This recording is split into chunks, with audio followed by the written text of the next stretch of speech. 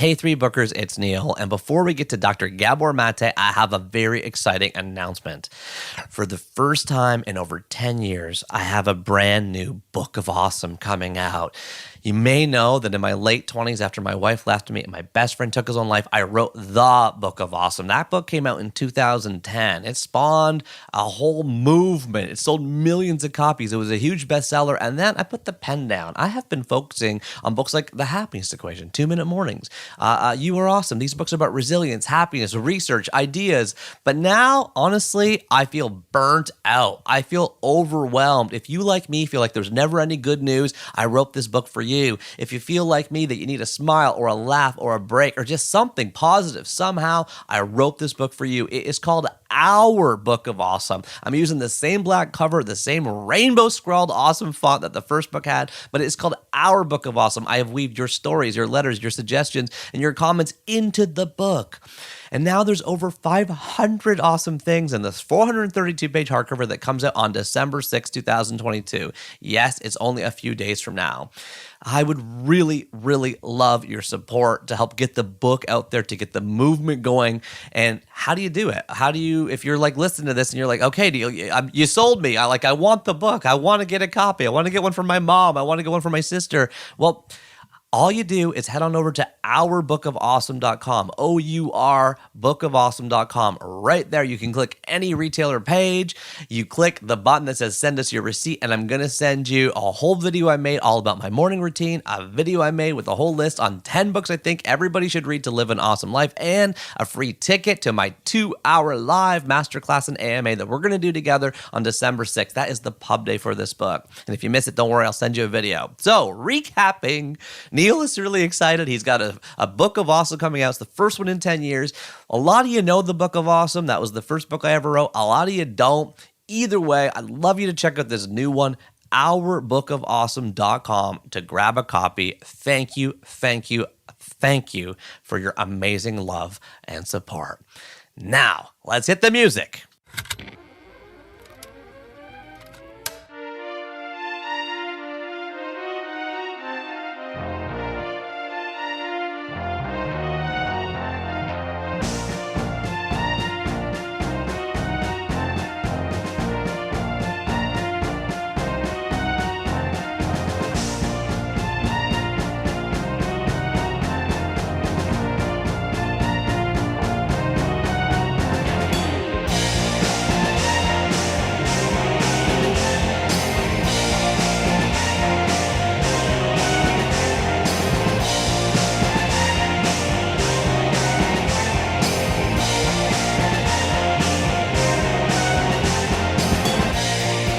Hey everybody, it is Neil Pasricha, and here I am on the other side of the theme music, here to welcome you into chapter 114 of 3 books. If you are new here, you are listening to a show by and for book lovers, writers, makers, sellers, and librarians, where we ask people one at a time over every new moon and full moon for a decade and a half, which 3 books most shaped your life. For this chapter, let's flash back to Budapest, Hungary in 1944, where a little baby boy named Gabor was laying crying in his crib. He wouldn't stop, couldn't stop. Mother called the doctor, and the doctor said, "All my Jewish babies are crying." Everybody's crying. Why? Nazis had just taken over the country. They'd killed Gabor's grandparents in Auschwitz. His dad was being put into forced labor. His aunt was missing. And of course, using the words we use now, Gabor was experiencing trauma through the stress of his mom.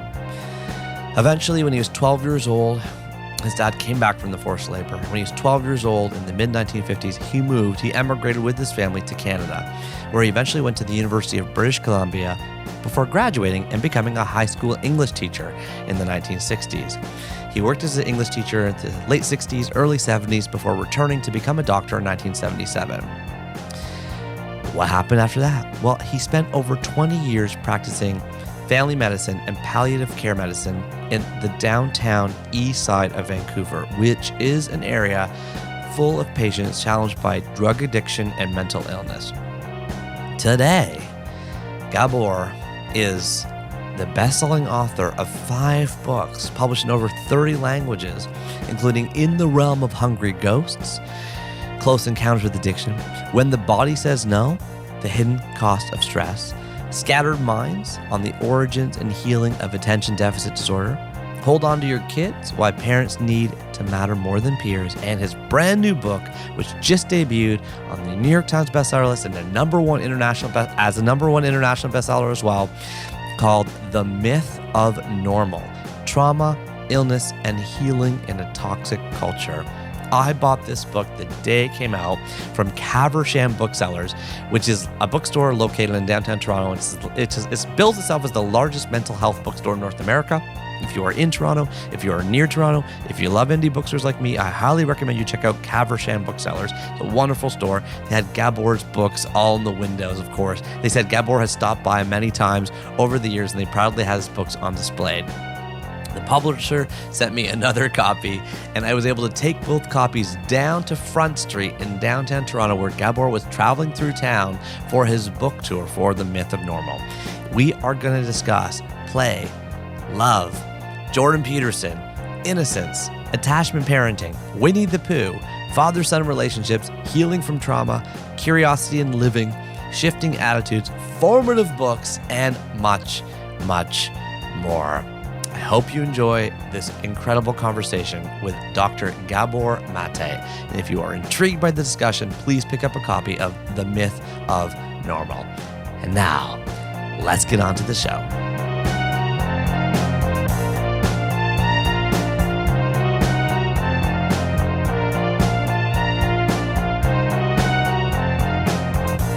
Okay, Gabor, Yeah. I just hit record. We are live now on 3 books, and thank you so much for coming on the show. Well, what a pleasure. Thank you. And I've got you wedged into a tiny, 6 foot by 6 foot room here on the 14th floor of the Penguin Random House offices. You must feel like you were getting shunted around like crazy. I'm just watching you on thousands of shows over the last few weeks. How is the book launch tour going for you? You must be drained.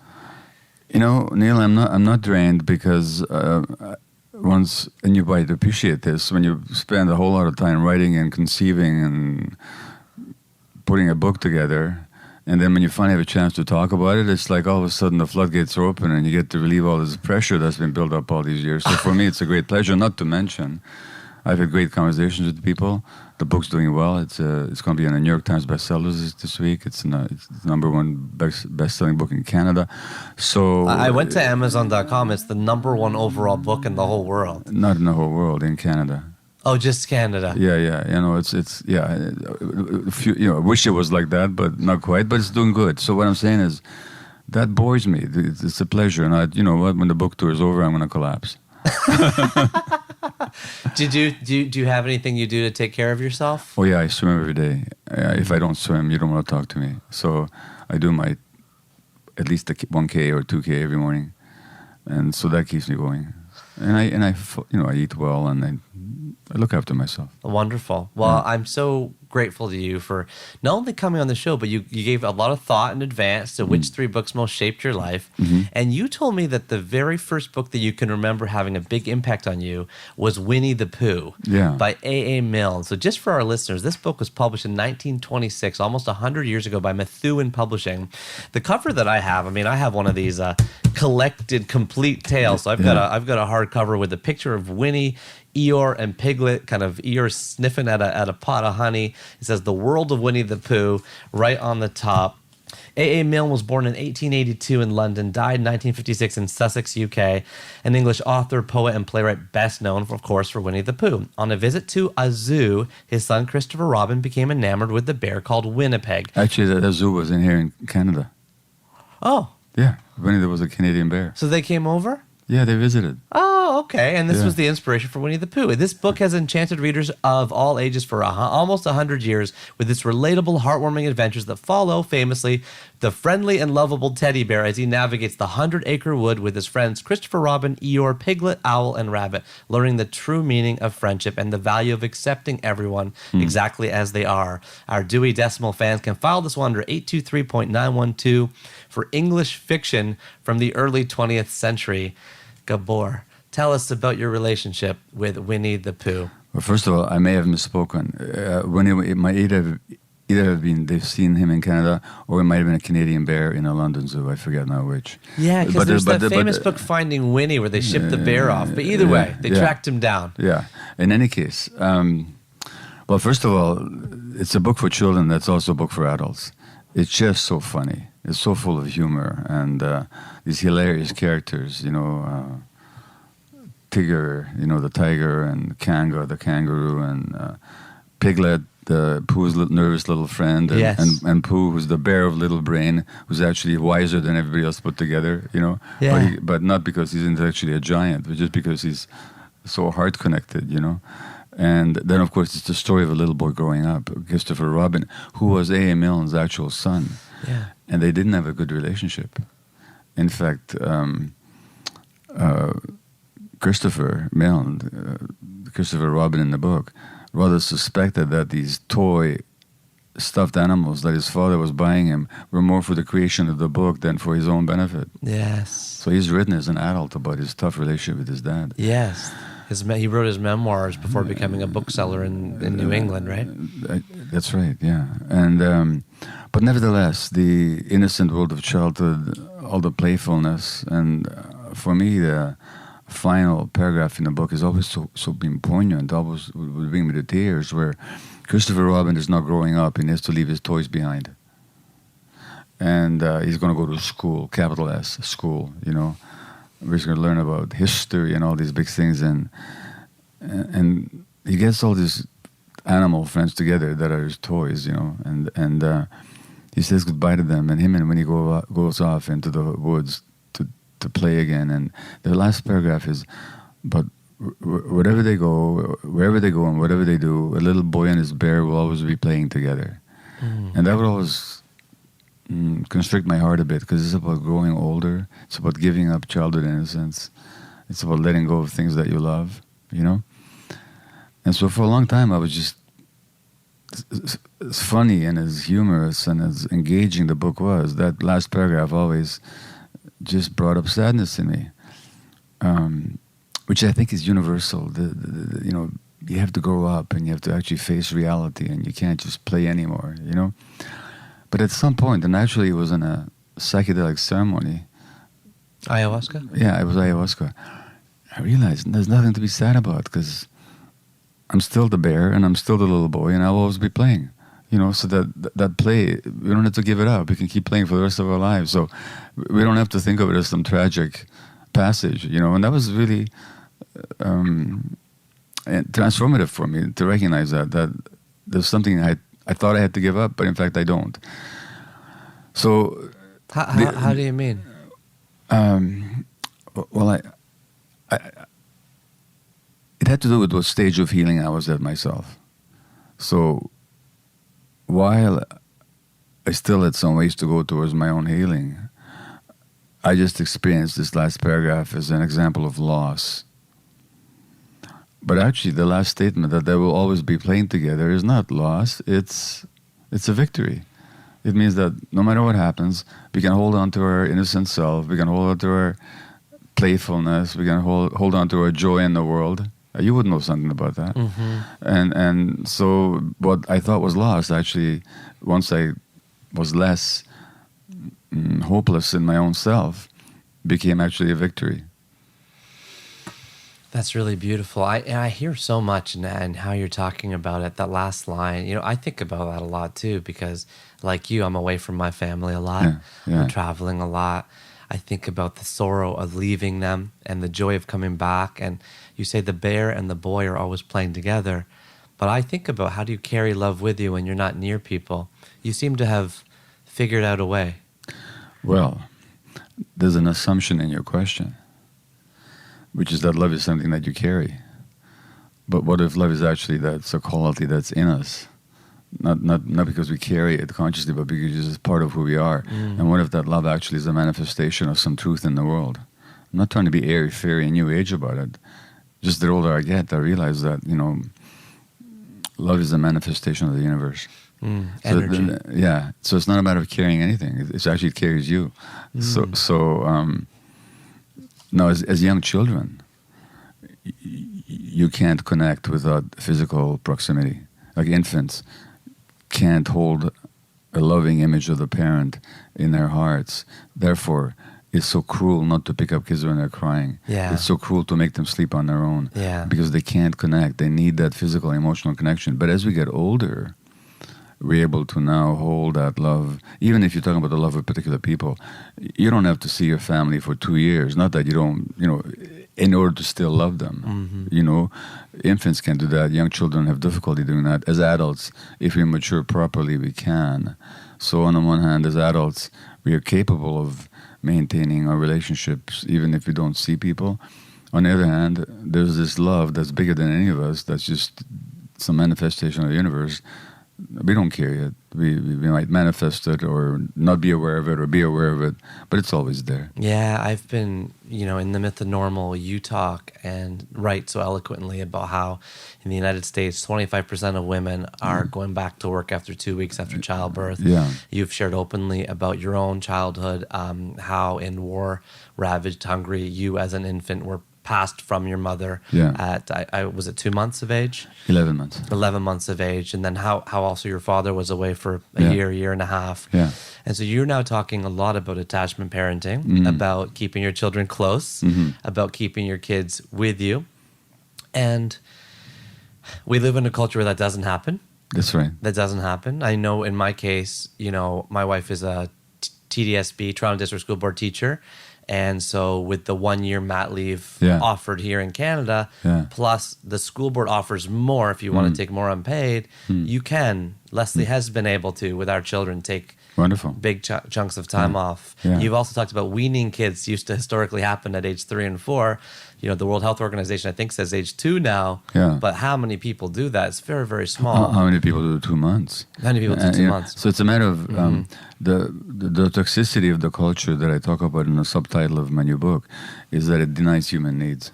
Yeah. So, and human needs are not arbitrary. They're not culturally determined. They're eternal, determined by evolution.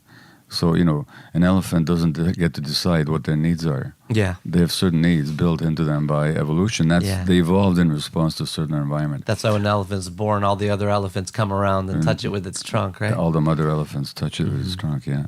So human beings also evolved in relationship to certain circumstances under which we lived for hundreds of thousands and millions and hundreds of thousands, and our own species for at least 150, 200,000 years.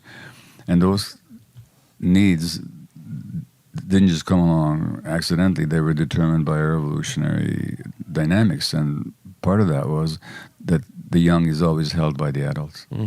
So you try and tell a mother baboon to put their baby down to sleep and not to pick them up when the baby is distressed. Tell a mother cat to ignore the infant's distress. But we tell human parents not to pick up their kids, to sleep train them.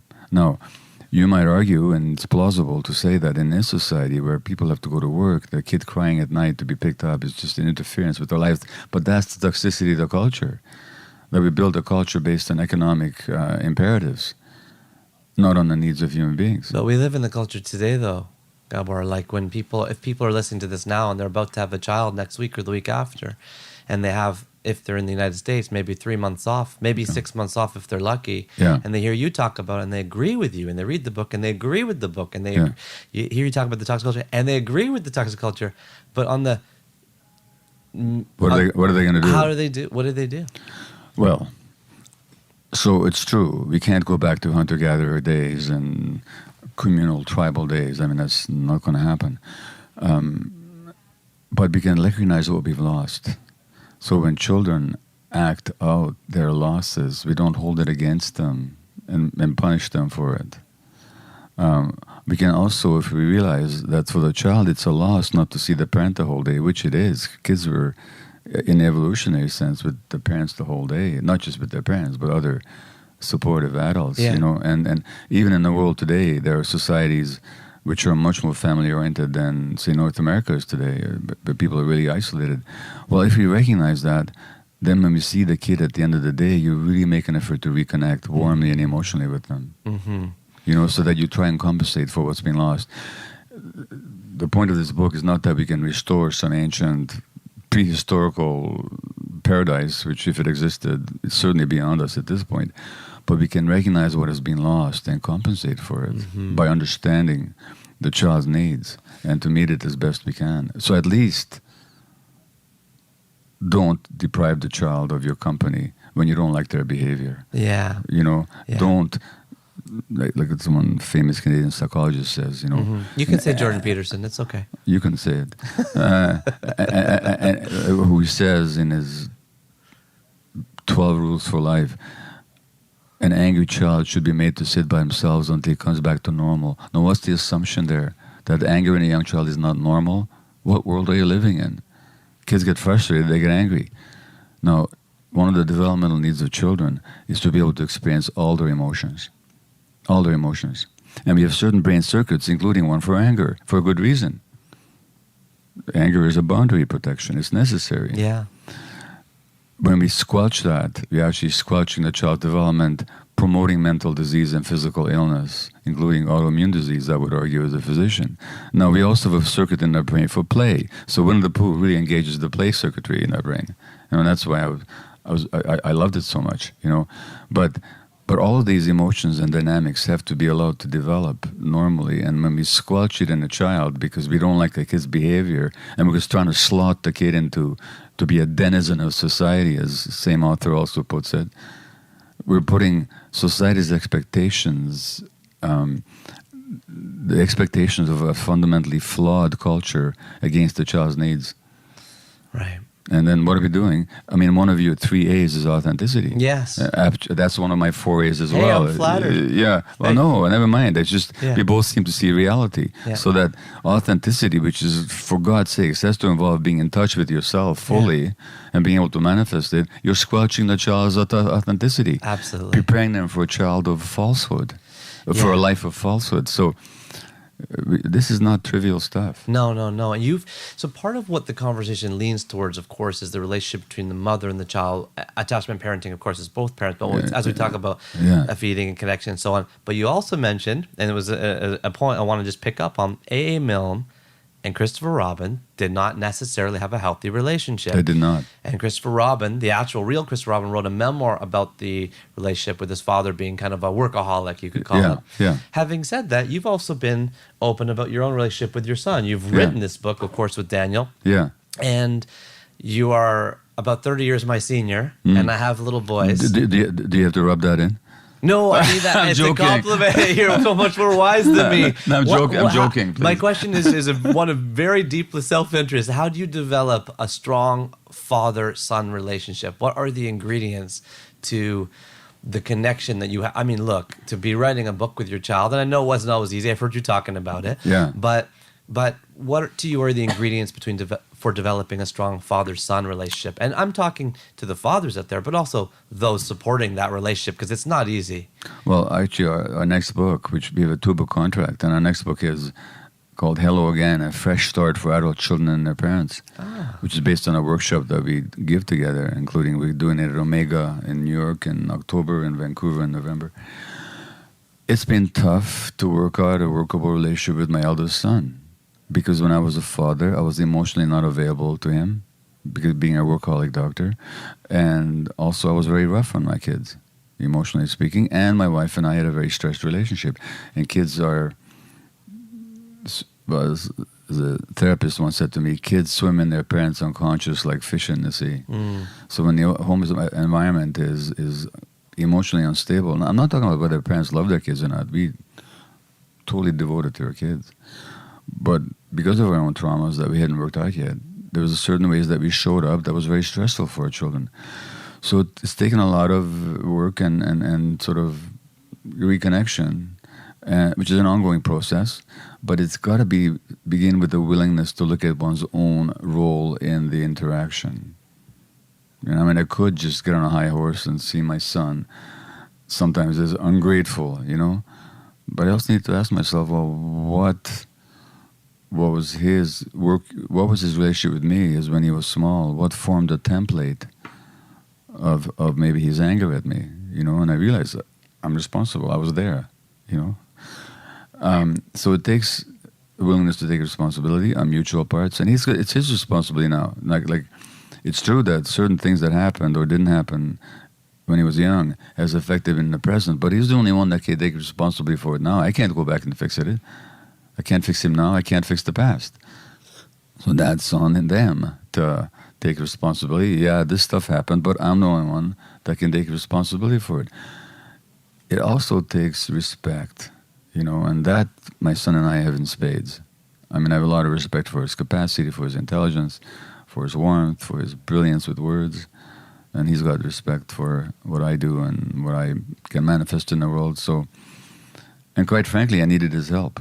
I mean, I've written books before, but this one was the biggest tree that I've struck my axe into. It is the biggest book I think you've written, right? It's the biggest book I've written. I have two of them on a pile here, and they're about 6 inches off the table.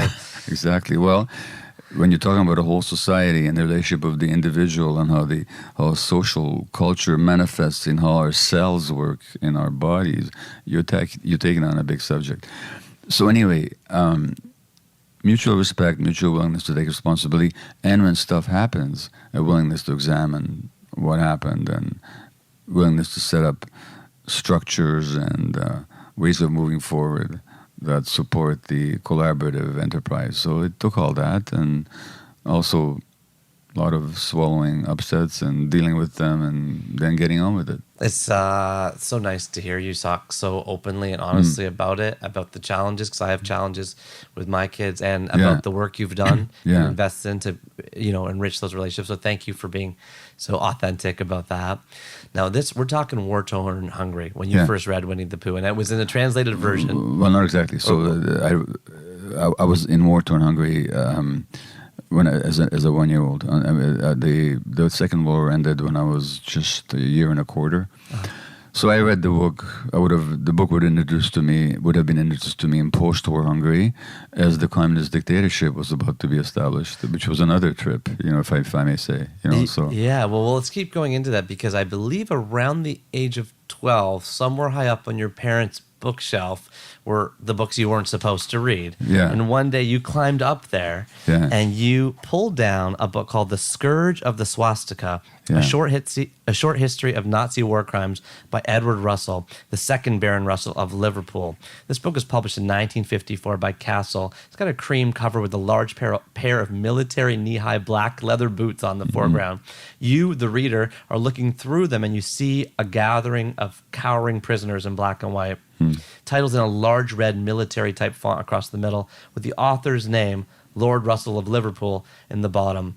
Edward Russell was born in 1895 in the UK, died in 1981 in the UK. He's a British soldier, lawyer, historian, and writer of noble descent.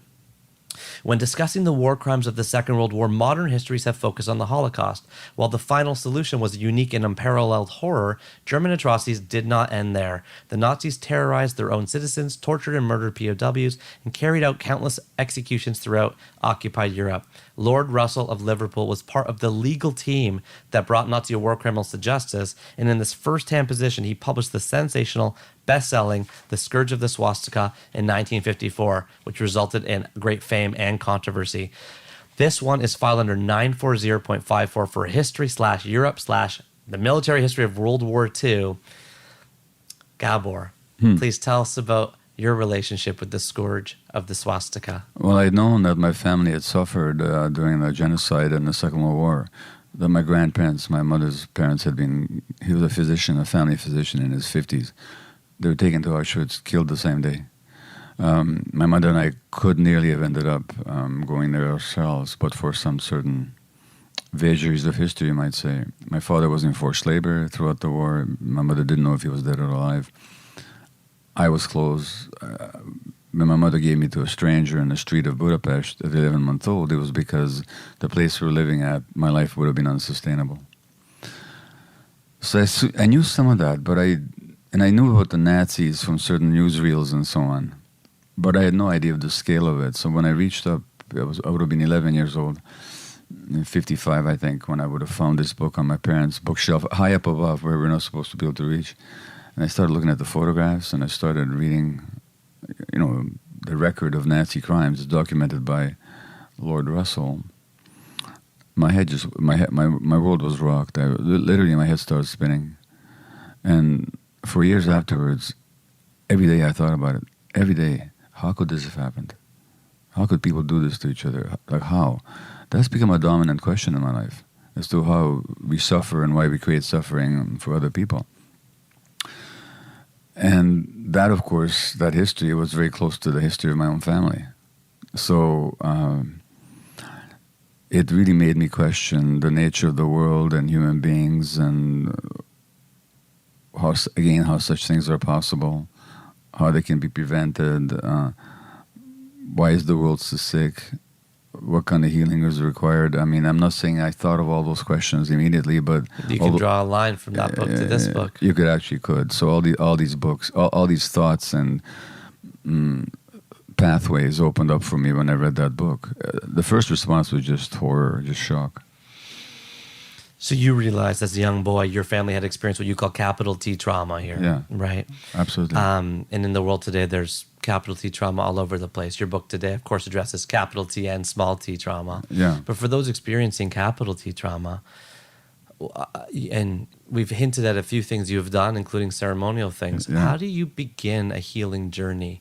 Where do you point people at? And I am curious personally, where and when something like ayahuasca comes into your prescription.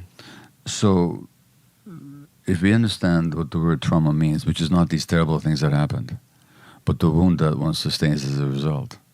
Because we can never heal what happened. I mean, my grandparents will never not have been killed in Auschwitz.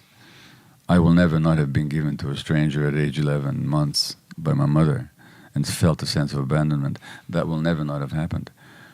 But the wound, which is that therefore I don't trust the world, or therefore I think I'm not lovable, or therefore I'm afraid of intimate relationships because I'll be hurt again. Those are the wounds. That's the trauma. So the trauma is not the event. Trauma is the impact on you. So that's the first thing for people to recognize. And you've talked about how the wound can heal over and leave a nasty scab, or it can be soft and hurt to the touch. Or it can heal properly.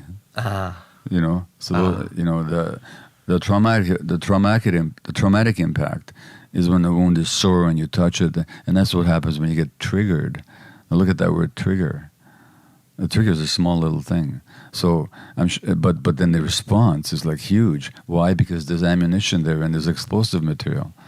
So when you or I get triggered, say by our spouses, we could focus on, you shouldn't have triggered me and this is all your fault. Or I can say, what is the explosive charge that I'm carrying here? Yeah. And pretty much every time there's a huge upset, for example, in a relationship, pretty much every time it's an old wound being touched that's still sensitive, an unhealed traumatic wound. Now, the other aspect of the wound analogy is, as you say, the scar. And scar tissue is hard. It has no nerve endings. It has no feelings. So people who are traumatized will often separate from their emotions. They don't know what they feel. They separate from their bodies because it was too painful to be in their bodies. For example, when they were being abused. Yeah. So the mind deals with it by disconnecting, and then they lose themselves. You've never met a one-day-old baby disconnected from themselves. You meet lots of adults who are disconnected from themselves. Because something happened to them that maintaining the connection was too painful, so they just literally split themselves. Scar tissue also doesn't grow properly, and it has not flexibility, so people are traumatized. To the extent that I'm traumatized, and this is certainly used to characterize me quite a bit, stuff would happen, I would react very rigidly and very kind of predictably, reactively.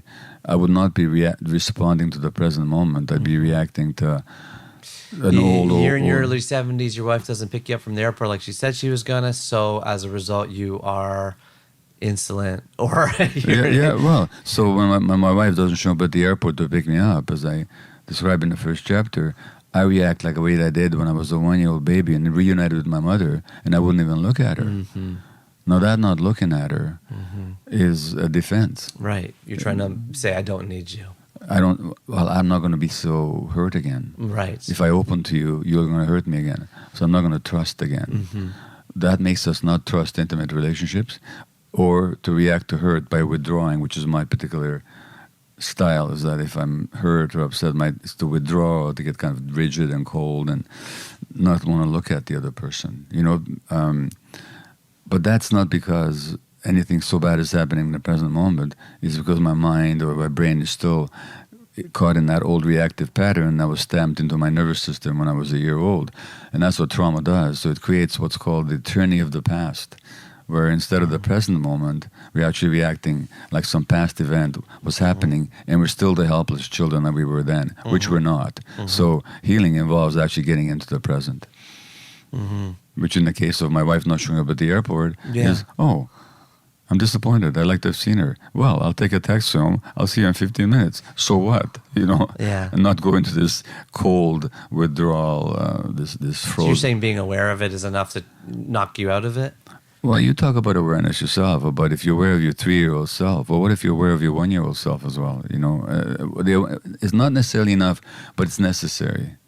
But what if you're not? What if you're not aware of it? I have not had a capital T trauma in my life that I know of. However, I do have a lot of the anger will come out, or I'll get sullen and withdrawn. These things happen, and Leslie and I have talked openly, my wife, about what happened to me as a child. I don't know what it is. You want to find out?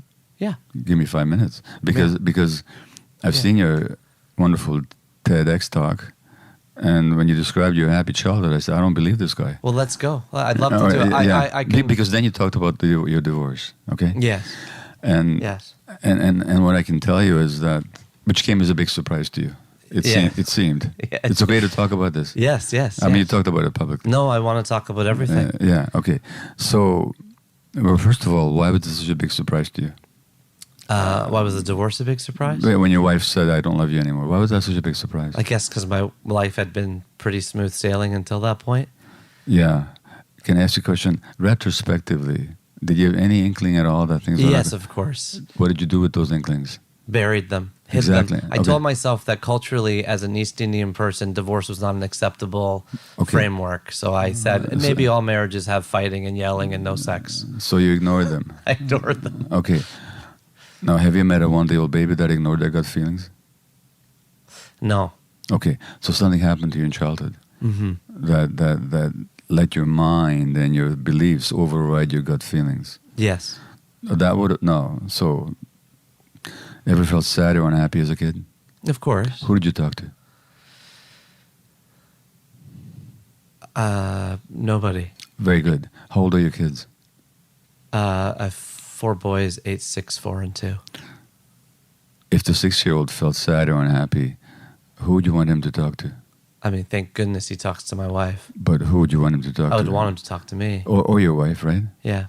No. So his parents, right? Mm-hmm. Now, what if you? But he's the open one. The kid older and under don't open up to us as much. This is a theoretical experiment here. Yeah. Okay. If your 6-year-old felt sad or unhappy, scared, whatever, and didn't talk to either of his parents, how would you explain that? How to explain why he doesn't talk to us? Yeah. Well, I guess he doesn't feel safe to talk to us. What's it like for a kid not to trust their parents? Well, then they have a destabilization of... What's it like for them? Lonely, scary,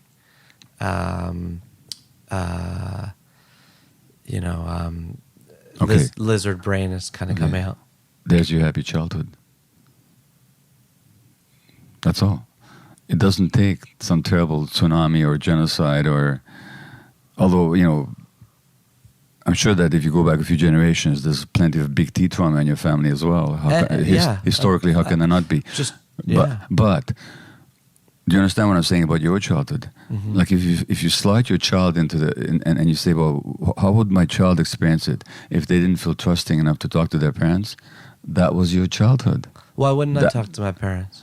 Loving parents, doting on me, picking me up, what off, message? Kissing, hugging. Well, again, let's go back to your child. Let's imagine for a moment that he's not talking to his parents about how he feels. What would have had to have happened to give him that sense? Because when he was a day old, he cried when he needed help. Yeah. What happened? At some point, the crying child is told not to cry. Or something. Or they get the message that the parents are too stressed or too troubled. I shouldn't bother them. They're not available for me. So I don't know exactly what happened in your family, but somewhere you got that message. If you hadn't gotten that message, you would have gone and asked for help. In other words, you buried your gut feelings and your emotions for the sake of fitting in with the family. Then you get married, and you're not picking up on the clues, or you're ignoring them. Yes. A straight pathway from your childhood experience. So that's all. Now, if we talk more in detail, probably more stuff would emerge about stuff about your family. We don't need to go there. I'm saying what we've already said is enough. You didn't have the safety to be yourself. Not because your parents didn't do their best, not because they didn't love you, but because whatever traumas they were carrying, cultural constraints that they were working under, whatever stresses was happening in their lives and in their relationship. But something happened to disconnect you from that sense of safety that every child needs. So for parents listening to this, including myself, who feel some disconnection with their own children based on what you're saying and what we're learning as a society today with the help of your work, how do we say we're past the point of weaning and we're past the point of co-sleeping and our kids are younger or older? Now, how do we rebuild those bridges and reopen those communication lines? Well, first of all, that's an important question to ask because usually in this culture, we make the kids work to rebuild the bridge. When you apologize, I'll talk to you. So you got to work to rebuild the relationship with me. Now, I do that. I take away my kid's toy. If they throw it at my head, I grab it. Oh, my God. Yeah. I would suggest you read the book I co-wrote called Hold On to Your Kids. Okay? It's a parenting book. The brilliant work of a psychologist friend of mine. I just did the writing with him, so I'm not claiming personal credit. But there's some reason why the kid is behaving the way. Like, look at the word acting out. So what does that usually mean when a kid is acting out? They're acting normal. They're acting, well, as you call them, at the normal, but they're just being emotionally open. Well, what they're doing is they're portraying in behavior something they don't have the words to say in language. Because we haven't taught them. So in a game of charades where you're not allowed to speak, you have to act it out. Yes. Or if I landed in a country where nobody spoke my language, I had to portray hunger, I'd have to make some eating gestures. Kids are acting out their emotional needs and their dynamics. The parenting advice in this society is to squelch the behavior. The acting out behavior. I'm saying is find out what the kid is acting out. Because they're acting out the emotional needs. If my kid is angry with me, it's not a question of rewarding or allowing aggressive behavior. It's a question of how we respond to it. And at least part of the response needs to be, I want to know my kid is so angry. No, when do kids get angry? When they get frustrated? When their needs aren't met. So in what way, perhaps I'm not able to meet my children's needs? So it just calls for an inquiry. It's hard too as an adult too, because you say, I'm like, well, they whip the toy at my head, or they're trying to get more candy, or they're trying to stay up late, or they're, you bump up against boundaries, which. Oh my God. Can you see the headline in the New York Times? Young child wants more candy, or young child wants to stay up later. What needs are being met? They want this. What a tragedy. Oh, exactly. That's what but the child is crying about that, about the not getting ice cream for dessert. Well, that's okay. Nor should they, necessarily. It's not a question of catering to every need and being permissive with everything. But can we come alongside? What do you like when you want something and you don't get it? What happens for you? When you really want something and you don't get it, how do you respond? I know how I respond. Yeah, that'd be anger, disappointment, frustration. Yeah. Okay. Well, can we allow them their frustration without giving them the ice cream? Right. Can we say, oh, you're really upset, you're really sad, you're really angry at that. Yes. At least acknowledge and label and articulate the emotions. Exactly, and give them some space for it. Give some space for it. You don't have to cater to the actual... Kids are like addicts in that certain sense that they confuse their wants or their desires with their needs. If I want it, it's must because I need it, But most of us adults are like that in this consumer culture. I need to get this. No, you don't. You want to get it.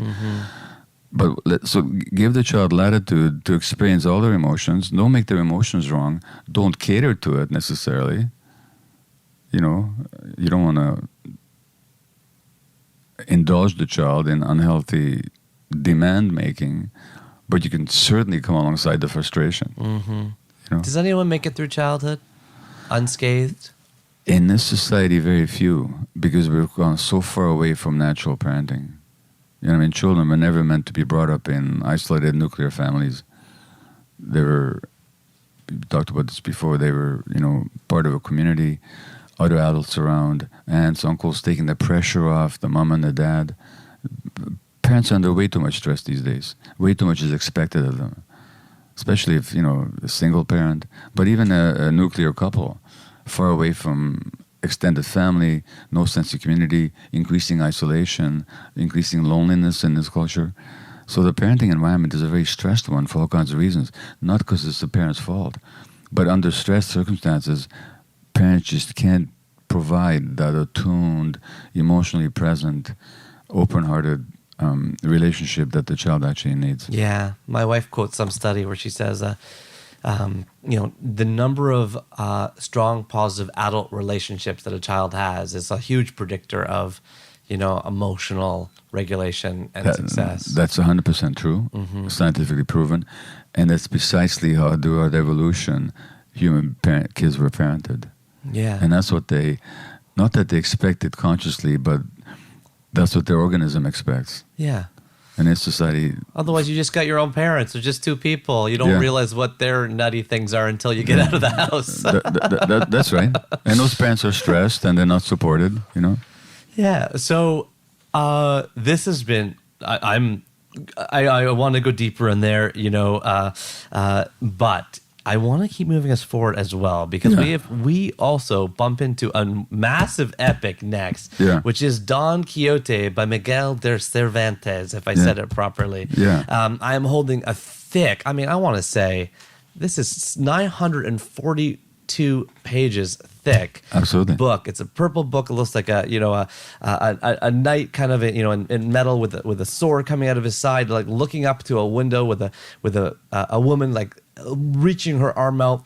And at the bottom of the book I have says Wordsworth Classics of World Literature. This book was written part 1 in 1605, part 2 in 1615. Miguel de Cervantes lived in Madrid, Spain from 1547 to 1616, best known as one of the world's preeminent novelists. This book is actually often cited as the first modern novel. Mm-hmm. What's it about? Don Quixote has become so entranced by reading chivalric romances that he determines to become a knight-errant himself. In the company of his faithful squire, Sancho Panza, his exploits blossom in all sorts of wonderful ways. While Quixote's fancy often leads him astray, he tilts at windmills, imagining them to be giants. Sancho acquires cunning and a certain sagacity. I don't know, I might say that wrong. Sagacity, thank you. Yeah. Sane madman and wise fool, they roam the world together, and together they have haunted readers' imaginations for 400 years. Gabor, please tell us about your relationship with Don Quixote. So Don Quixote is one of the great figures of literature, and the book itself is one of the great classics, along with the Iliad of Homer or Shakespeare's verse. In fact, Shakespeare and Cervantes were contemporaries. I think they died within a day of each other. They died on the same day. It says on Wikipedia. Okay, yeah, I saw that. Yeah. And Don Quixote is this figure of both ridicule and heroism. So he reads all these medieval romances about knights, wandering knights who rescue damsels and slay dragons and free the oppressed and all that. And he wants to make the world right again. Mm. So he gets this old nag of a horse called Rocinante and gives himself a totally new name, Don Quixote de la Mancha, and this farmer neighbor becomes his squire. He's only got a donkey, so Sancho Panza is always on a donkey, and Don Quixote is this spare, gaunt figure with this made-up armor and a helmet that used to be a barber's bowl, But he's convinced that it's a magical helmet. So he's both insane. He sees windmills, he thinks they're giants, so he attacks them. The book is very funny, but at the same time, he's full of heart, and he really wants to end injustice in the world, and he really wants to rescue the oppressed, and to support the weak, and to punish the arrogant, powerful. So he's both a figure of ridicule, and you just can't help it. It's gut-wrenchingly funny, but at the same time, he's this sort of a sad figure because his heart is in such the right place, and he wants to do so well by the world, So you just can't help but love him. And these two characters, Sancho Panza and Don Quixote, for all their ridiculousness, get to love each other so much. So it's one of the most beautiful relationships in literature. Nothing sexual about it. I mean, they just love each other as people, as much as they fight and they argue. So it's just a rollicking ride of a book, but you go from laughter to tears. And he's one of the, as I say, so he's one of the great historical figures. Now you might see how, for me, my given history, I would be interested in a character that wants justice and wants to create a fair world and wants to protect the weak from the wickedly powerful and all that. That'd be a very strong drive of mine. And we also all have a bit of a Don Quixote about us. We don't see reality. We see enemies where there aren't any, and we tilt at windmills. We try to do the impossible, So it's both very human and funny and poignant and very heroic at the same time. Yeah. The most popular quote from this book gets at a lot of what you said. Yeah. It is, finally, from so little sleeping and so much reading, his brain dried up and he went completely out of his mind. Yeah. From so little sleeping and so much reading. Mm-hmm. With work like the work you're doing, the work Johan Hari is doing, the work Tristan is doing at the Center for Humane Technology, the work that Jonathan Haidt is doing at NYU on the coddling of the American mind, and the work he's doing on social media, it seems like collectively our level of awareness is rising quickly as we read more and more, and we still have to get to bed. We still have to be able to fall asleep at night and feel content enough that we aren't. I will tell you, Gabor, that I read books about AI and I read books about algorithms and I read books about social media, and I have trouble falling asleep. I actually feel, my wife's like, "Why are you awake?" I said, "I've been thinking about the problems with AI." Have you considered not reading those books before you go to sleep? Well, that's kind of what I wanted to ask you. How do we balance learning with ignorance? How we balance our taking care of ourselves with living in the world? I get obsessed with something in the news. I text a friend of mine. He says, "I'm not watching. I'm not interested. I'm not interested in the war in Ukraine and Russia." I say, "How can you avoid this? This is a major international event. You can't put your head in the sand." He says, "No, I got to pick up my kids from daycare and I got to focus on that." So how do you choose to live? Yeah, well, why do you ask such small, easy to answer questions? Well, look, so first of all, as to the awakening, people wake up when something shocks them into waking up, and so increasingly the world is getting more and more shocking. I mean, everybody sees that. That's part of the reason my book is receiving the response it's getting, because people just want to know what's going on here. But that awakening is parallel with the darkening as well. In fact, it's parallel to it. It's a response to it. So some people are waking up, other people are going more deeply asleep. I mean, consumption of news media is at an all-time low. Yeah, but on the other hand, you get consumption of all kinds of trivia on social media that's an all-time high. Mm-hmm. Look, I was reading this morning, not that I'm jealous, but Prince Harry got a 35 million British pound 3-book contract. For what? What has he ever done? What has he ever experienced? Except he was born into a certain family. It's trivial stuff. It's trivial stuff. But what and in this, what clothing is Meghan wearing to what particular event? What Hollywood celebrities sleeping or not sleeping with some other Hollywood celebrity? This is what the culture feeds to people to put them to sleep. It doesn't make any difference to their lives, So there's an awakening in response to the crisis, but there's also a lot of unconsciousness. And as I quote James Baldwin, the American writer, a black writer, in the last chapter, who says that in this country, words are used not to wake up the sleeper, but to cover him. Say that one more time, please. In this country, words are used not to wake up the sleeper, but to cover him even more. Words are not used to wake up the sleeper, but to cover him. Yeah, to make his sleep even more comfortable. So that's generally the case. So that's the first point. As to how to... It's a real balance in this culture, because your friend with the Ukraine war, well, yeah, let's say he got really interested in it, then what would happen? Yeah. What would he do? Right, that's his point. I can't do anything about it. So one of the aspects of the social character that's inculcated in us is this passivity, that we're helpless.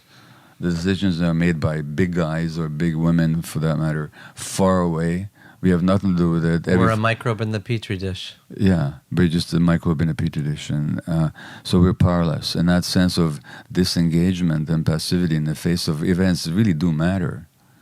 I mean, climate change matters. Most people would agree, unless they belong to some lunatic fringe that still questions it. Or the algorithms have fed them enough stuff that it's convinced them otherwise. Like the algorithms partly deliver shocking things, and if you click it, it goes more shocking.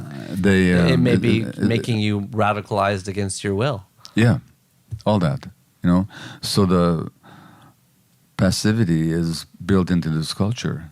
And so decisions that are really important, most of us have nothing to say about. In fact, the studies show that when the population wants something but the elite wants something else, the elite always gets their way in terms of policy decisions. Yeah, look at the government. You've said that the United States is not a democracy; it's a corporatocracy. I didn't say it. I was quoting I was quoting Nobel Prize-winning economist Paul Krugman from the New York Times.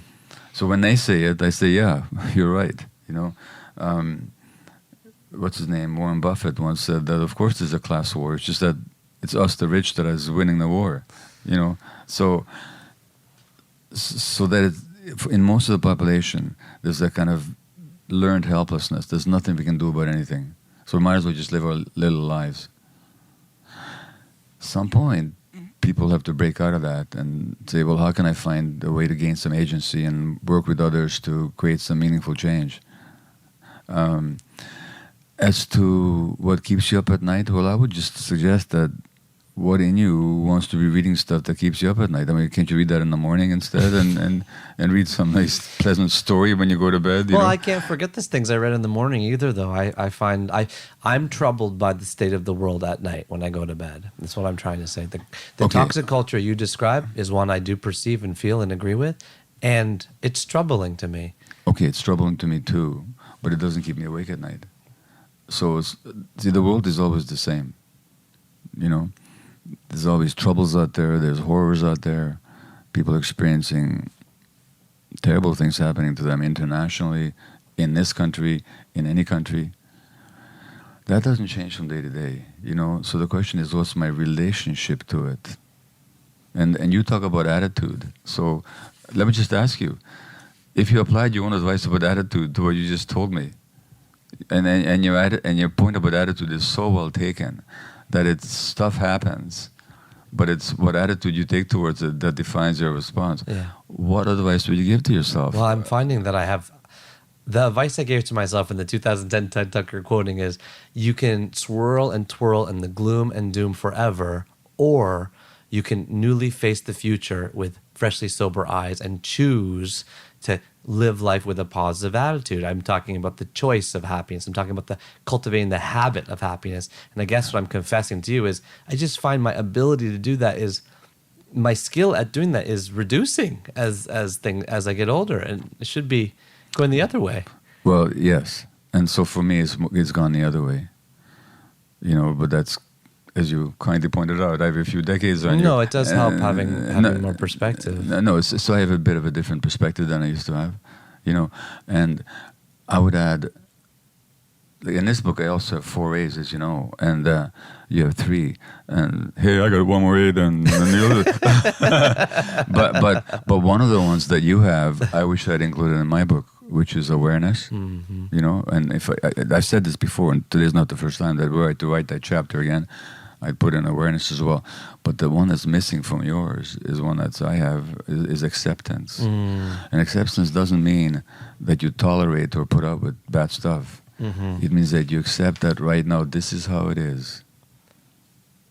And the question for me now is, what do I wish to do about it? Which is where your attitude comes in. So your attitude is very close to my acceptance here. Yeah.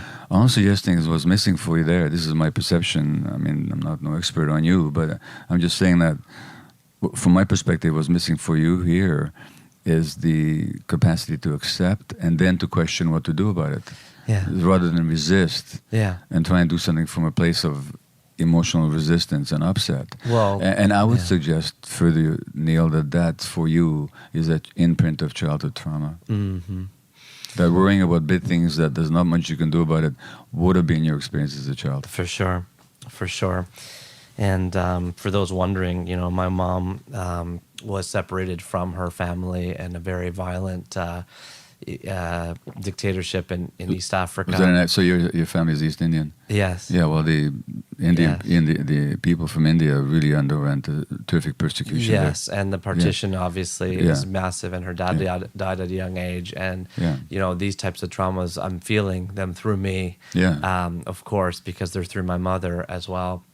And my dad, his mother died at age 3, and he's almost blanketed it, so tightly, but it somehow comes through imperceptibly.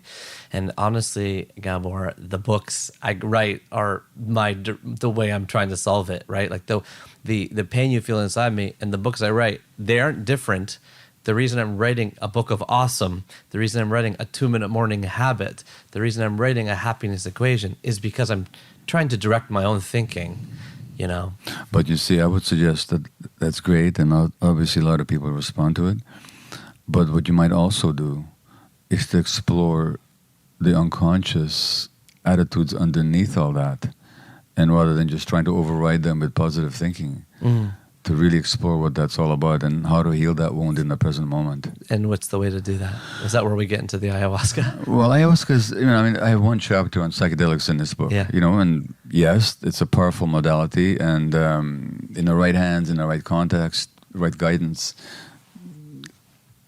I've seen both as a health provider and as a recipient how powerful psychedelic work can be. But, out of 8 healing chapters in this book, The Myth of Normal, only 1 is on psychedelics. So there's lots of other ways as well. Psychedelics, you can consider it or not consider it, but it's a powerful support, but it's not essential, and it's certainly not the only thing. And even if you have strong psychedelic experiences, I can tell you personally, it doesn't mean you've transformed anything, because now you have to go back into your life, and whatever vision or intuition or insight you've arrived at, now you have to make it work in your real life. So it's not necessarily easy. So yes, psychedelics potentially powerful healing modalities, but a lot of self-work guided by people that know what they're doing. So I would say, by all means, keep up your positive sense of moving forward by the things that are awesome for you, but don't be afraid to explore what isn't awesome for you. In fact, that's essential. You got to go into that darkness. Going to the light and going to the darkness, exploring what is awesome and what isn't awesome. In this toxic culture, the Myth of Normal is quickly ratcheting to the top of bestseller lists worldwide. It has been a treat and an honor and a privilege to spend even a few minutes talking to you, Gabor, about your 3 most formative books. I'm so grateful for your time. Thank you so much for coming on 3 Books. What a great pleasure. Great to meet you.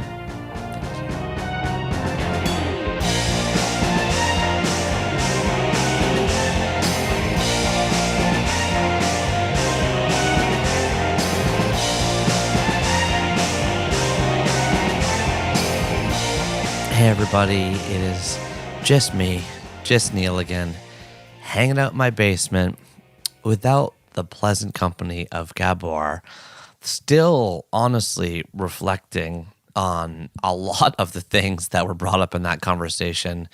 It's interesting. If you read You Are Awesome, which is my last book, which is about resilience, it came out in 2019, I wrote a whole chapter where at the beginning of the chapter, I talk about how, as a baby, I was crying all the time. The first 6 weeks of my life, my parents didn't realize I had a painful hernia, nor did the doctors. They told my parents I was fine over and over again. And as I've kind of spent the last few days since the conversation with Gabor, reflecting on the conversation, I'm like, if I look into that part of my life from a different lens from today and how I react and deal with things now, there's a lot of stuff down there that I haven't quite plumbed. And I'm sure I'm not alone when I say, like, what other stuff do you have in your childhood that maybe past the point of your, kind of memories that may exist? How do you kind of stir things around back there with the spirit of healing?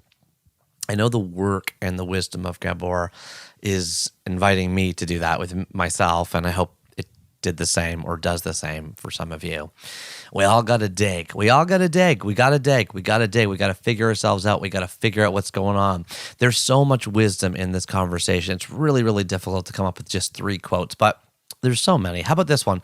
Children were never meant to be brought up in isolated nuclear families. Like, that idea is becoming more and more kind of well-known today. Of course, there's that old phrase, it takes a village and so on, but we don't do that, right? I often tell my wife, Leslie, that I think part of the reason why she is so wise and so grounded was because she was the oldest kid born in a very large family on both sides, where she was surrounded by endless aunts and uncles and grandparents, like on both sides. They spent a lot of time together up north in the summers, and they had like a big kind of the families were all together there. And so she was like the only kid in a huge village of adults for a very long time as a child. And I feel like that really has shaped her and given her a lot of wisdom. Leslie often says to me, there's research that shows that there's a positive correlation to the development of the child with the number of independent adult relationships that they have. And if I think about that for me as a kid, yeah, I knew my mom and my dad, but that was kind of it. I mean, maybe a babysitter, maybe a next door neighbor, maybe, but not that many. And of course, there were some aunts and uncles, but they were more distant. Honestly, my parents were more distant from their families, just physically, because of where we lived. So I'm thinking about that and this quote from Gabor as it relates to my own kids and how we raise our own children. How do we sort of blow up the isolated nuclear family, especially emphasis on isolated, to make sure that our kids, your kids, the kids of the world are living in a connected way.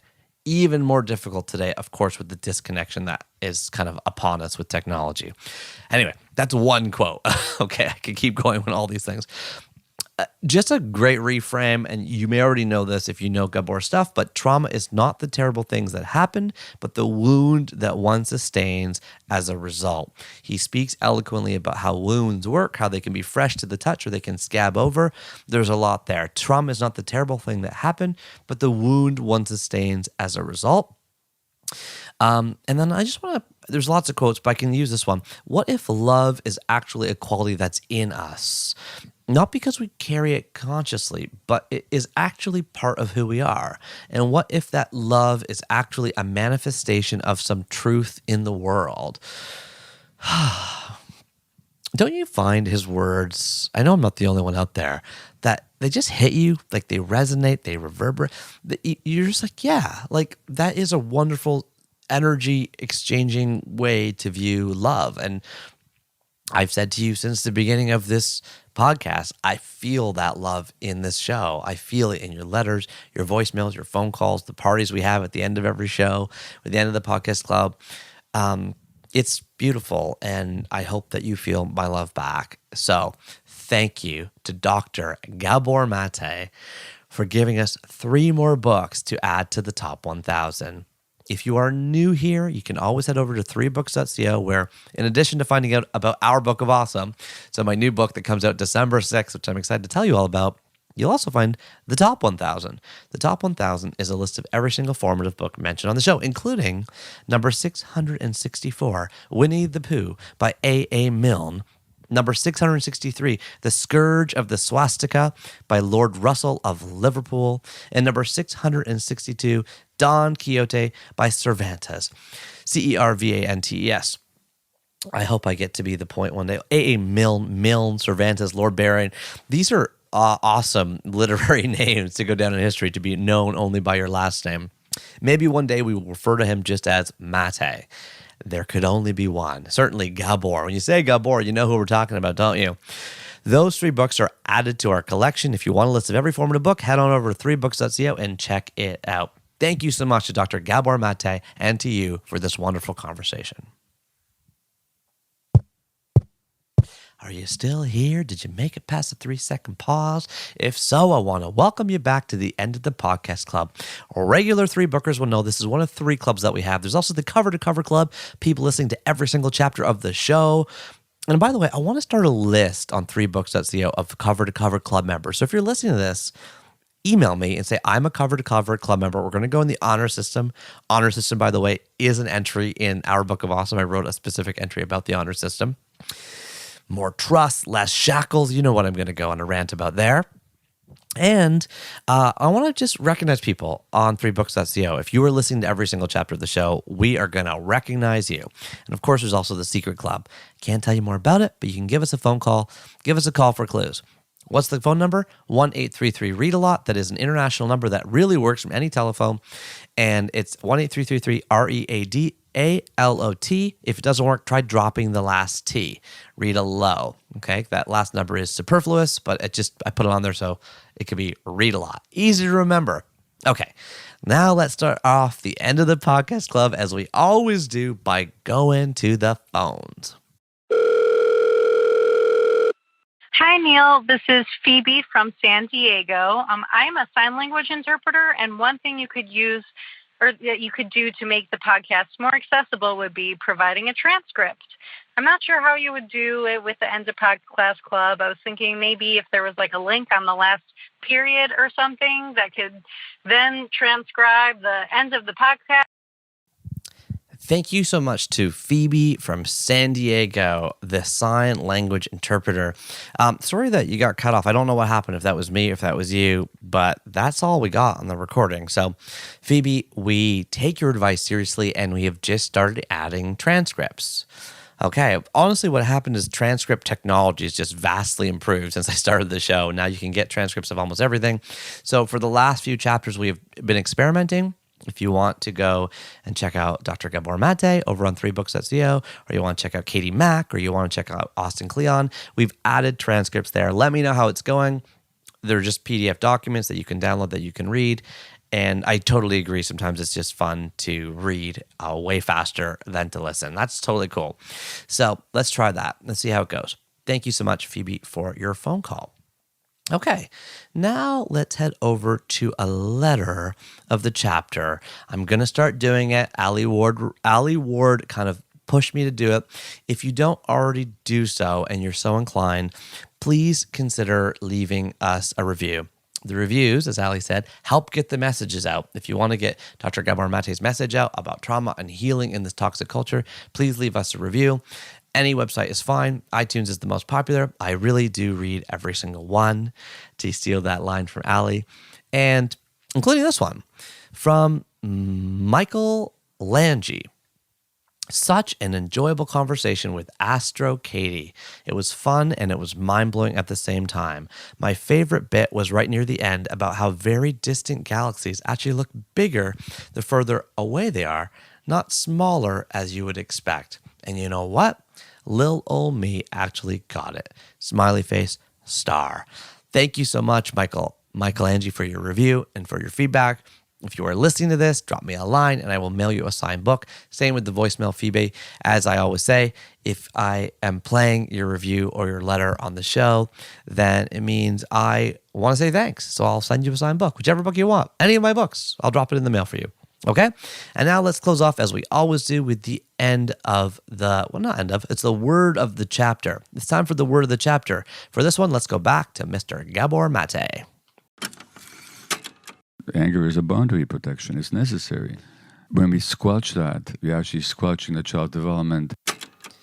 Yes, indeed. We're going to go with squelch. Squelch. Squelch. Squelch. S-Q-U-E-L-C-H, a verb which, according to Merriam-Webster, has two definitions. Number one, to fall or stomp on so as to crush or to completely suppress, also known as quell, Q-U-E-L-L, like to squelch resistance, or to silence. It could also mean to squelch the protesters. That's the whole first definition, right? Transitive verb, to fall or stamp on so as to crush, suppress, or silence.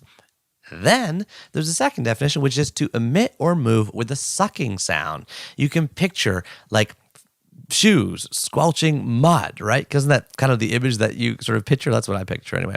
An example from the Arizona Republic recently was the water soaks through their pants and shoes, which squelch as the team climbs up on the other bank. Okay, wonderful. Where did this word come from? It came from 400 years ago, 1624, which meant originally to fall, drop, or stomp on something soft with a crushing force. Hey, same kind of use as today. Where'd they get the word from? It's because it sounds like that. That's what it is. It's imitative of the sound that it makes in the process.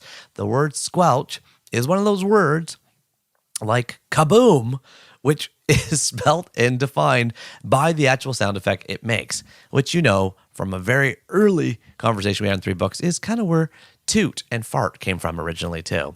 Okay, we won't get into all sound effects now, but I will say this. It has been a pleasure and an honor and a treat and a delight to hang out with all of you in this chapter. If you made it all the way to the very end and you're trying to remember what I said at the very, very beginning, I was asking you to support my brand new book, Our Book of Awesome. I gave Gabor a copy when we saw each other in person, and I'd love to give copies to all of you. You just to fire them out there, to just get them out there. The way it works, of course, with books, of course, is that's not up to me. It's up to publishers. Publishers buy books, they release them, they print them, they pay for the designers, they pay for the editors, they pay for the copy editors, they pay for all kinds of people to print and distribute and drive around all these books and get them to all the bookstores and get them to all the online shops, and that's happening right now. Our Book of Awesome is going to be published on December 6th. If you are so inclined to get one for yourself or a friend and you want a bunch of prizes and giveaways from me, head on over to neil.blog, neil.blog. I'll put it right at the top of the page. And or 3books.co. That's the home of this website, 3books.co. That is where you can find out more. Grab a copy for somebody else and get the giveaways. Okay. Thank you for your indulging me in that last minute request. And until next time, remember that you are what you eat and you very much are what you read. Keep turning that page and I will talk to you soon. Take care, everybody. See you on the full moon. Bye.